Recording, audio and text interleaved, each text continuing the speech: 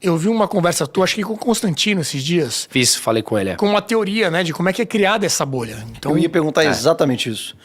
De onde carrega vem? o PIB dessa bolha de Cara, isso é muito interessante, assim, porque antes só, terminando o que você tinha me perguntado sobre a favela, Caracas é cercada por montanhas, né? Então, quando você chega em La Guaira, que é uma praia, mas é onde fica o aeroporto, que dá mais ou menos 35 quilômetros de Caracas, quando você vai para Caracas, você vai cercado de morros o tempo todo. É só favela. O caminho inteiro é de favela. Aí você chega no bairro que é a bolha. Mas o caminho, literalmente, inteiro é tomado por favela. Os morros, assim, por completo. Caramba.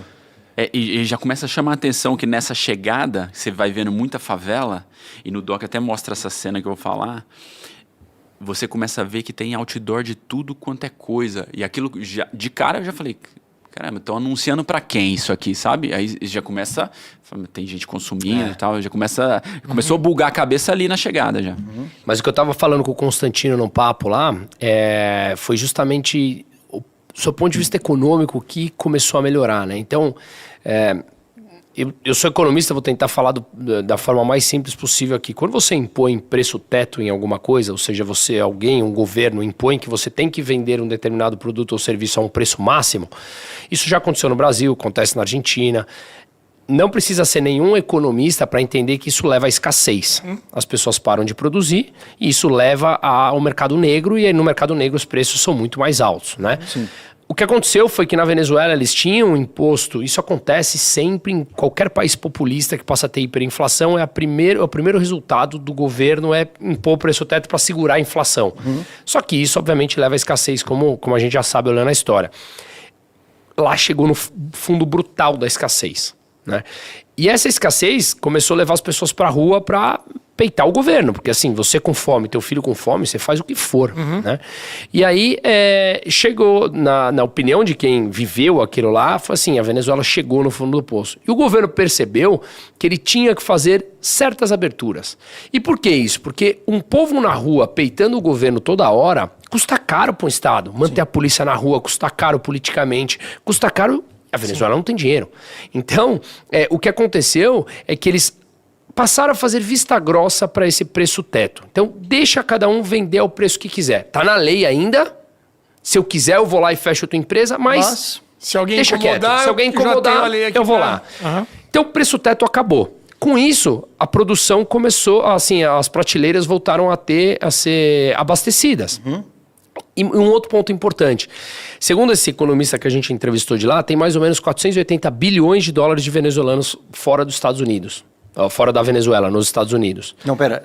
O capital desses venezuelanos fora? É isso? Fora dá mais ou menos 480 bilhões de dólares. Mandou dinheiro pra fora. Pessoal que mandou dinheiro embora. Não tô falando que são venezuelanos corruptos. Tem gente que tem corrupto, tem não corrupto. Tem qualquer venezuelano que mandou dinheiro embora. 480 bilhões de dólares. Para ter uma ideia, a reserva internacional do Brasil são 370 bilhões de dólares. Então, é altíssimo esse valor, tá? Isso é de capital que saiu do país. Você é venezuelano e tirou o teu dinheiro da Venezuela.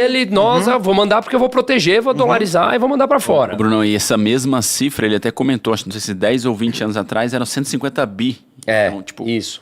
Tá. Triplicou aí, né? Então, você mandou dinheiro embora.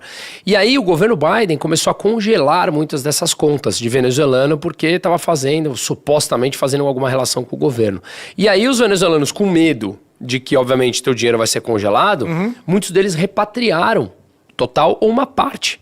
Só que o sistema bancário lá é inexistente, porque a moeda oficial é o bolívar, só que se usa só dólar. Então você não pode depositar no banco. O que eles fazem? Ou guardam em casa, ou vão para empreender. Então você vê no bairro que a gente ficou, um boom de construção. Restaurantes abrindo, loja de carro, shopping reabriu. Esse dinheiro sendo colocado. Esse dinheiro que está sendo circulado na economia. Caramba. Que é em dólar. Então, o ponto isso alimenta quem? Você tem 90% da população abaixo da linha da miséria. Né? Você tem 10% da população, que ele falou, né? 10% da população ganha menos do que... Perdão, 38% da população ganha menos 10 milhões do que os 10 milhões de pessoas, que dá 38% da população que ganham menos do que a cesta básica. Né? E aí, você tem ali 3 milhões de pessoas, que é entre a classe A mais e B, que representa hoje 10% da população, que tem um alto poder de consumo. A gente não tem no Brasil 10% da população com alto poder de E consumo. você não tem classe média, então. A classe média ela foi dizimada. Dois extremos. Foi dizimada. Foi dizimada a classe média. Ela simplesmente não existe. Você tem a ponta da pirâmide ali, então, de 3 milhões de pessoas que vivem bem, relativamente bem. Sim. E o restante na miséria. Que vive bem com dólar em casa, economia 100% dolarizada. Né? Tem até uma curiosidade, né? Que você vai assim, por exemplo, olha o absurdo que chega. Existe uma tecnologia, para quem não conhece, chama Zelle, que é uma tecnologia como se fosse o Pix brasileiro nos Estados Unidos. Então a gente mora nos Estados Unidos e eu transfiro da minha conta para a tua. A gente ia no supermercado lá, você pode pagar por Zelle, ou seja, você, pessoa física, pagar na conta do supermercado lá nos Estados Unidos. Imagina você vai no Pão de Açúcar PayPal, aqui, assim. posso pagar na tua conta do Pão de Açúcar lá nos Estados Unidos, Pessoal faço de uma fora fica transferência, pagando. foge tudo do estado do imposto. Mas, cara. e É uma bagunça. Caramba. E o mais legal, assim, no sentido de interessante, é que você vai em grandes redes de supermercado, farmácia, todo mundo aceita esse Zelle, né? Zelle. Pix deles lá. Zelle. Que claramente o dinheiro não passa pelo país, sabe? Sim. Transação mas tá todo mundo aceitando, assim, todo Claro. o comércio em geral aceitando. O jeito da galera se virar. A gente tem